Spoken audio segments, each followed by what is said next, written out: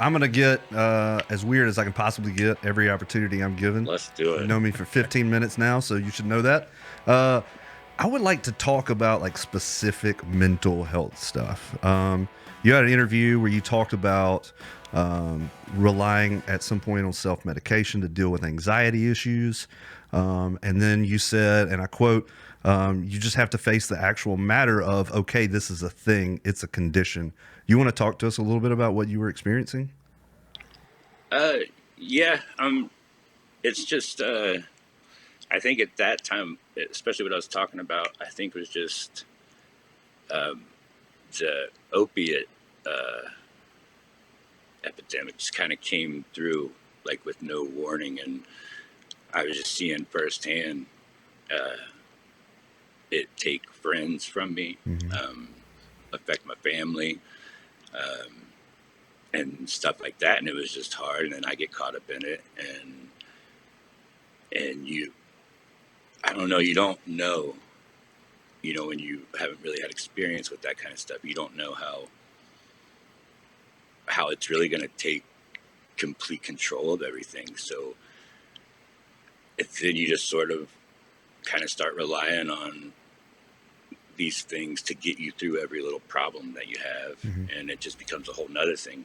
You're no longer uh, doing these things for the fun feeling of being high or whatever. Mm-hmm. Now you're doing it to really just get out of bed and face the day and face your friends and Mm-hmm. face people and any issues that you have. So, um, I went through that. I would be a liar if I sat here today and said that I'm completely sober and stuff Mm-hmm. like that.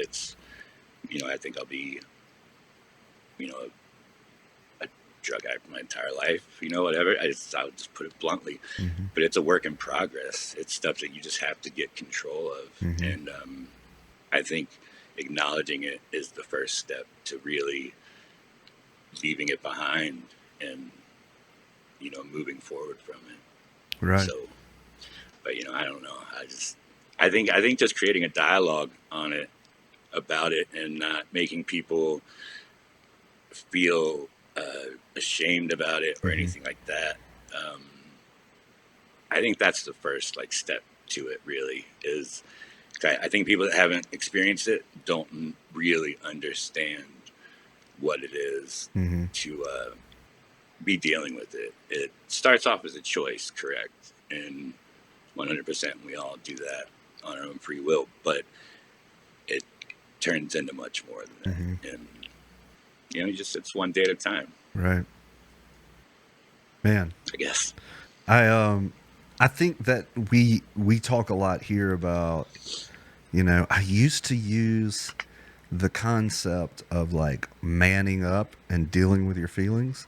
And then our channel got raided by all these badass ladies, and they're in here talking just as tough as the dudes are and sharing their shit just like everybody else.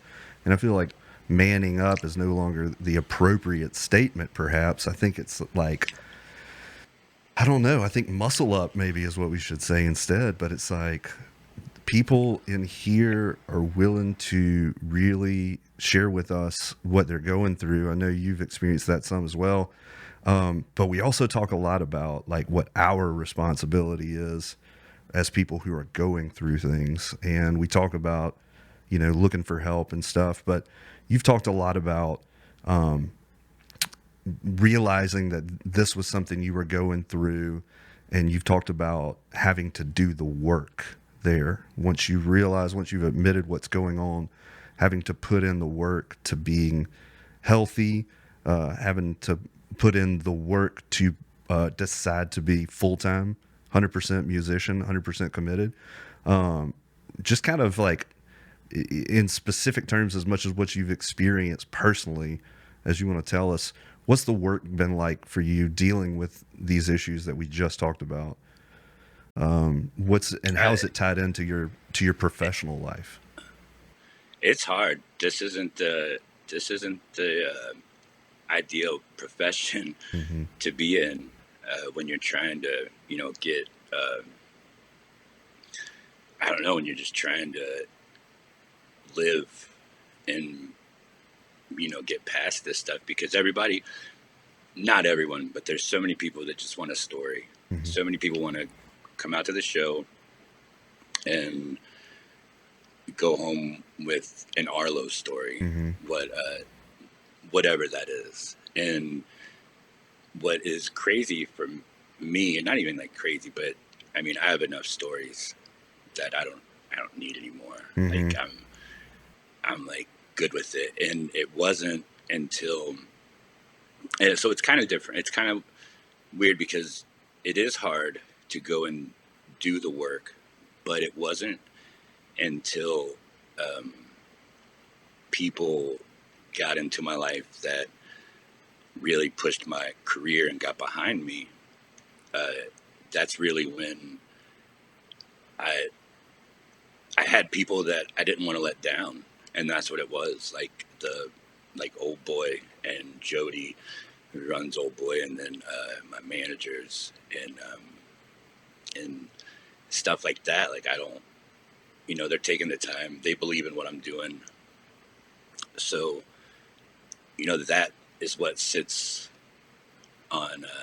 in my mind now. Is there are people invested in what I do, and not just with money, but just with their time and with their friendships, and we've built close relationships. I'm really good friends with everyone at Old Boy, all my agent, um, my managers, everyone that I work with. I'm very close with, and the last thing I want to do is let them down. But being on the road, it's one of those things that it's where you have to.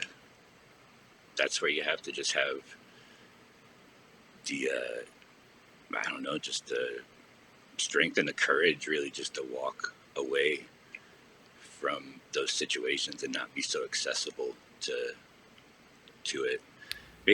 Just touring alone, being Mm-hmm. out for, I'm about to go out for 2 months, and that alone is going to drain me. And you add crazy party nights on that. I mean, I think Robbie Robertson said it best in The Last Waltz. It's almost a goddamn impossible way of life, Yeah. and it really is. It's you can't go out and do that every night, playing and traveling and all that, and adding all that other stuff with it. So, but back to the original thing, it's really just the people who took the time out to show me that I had more to offer to the world, I think. Oh yeah, we think you got something to offer to the world now. Yes, yes, you do.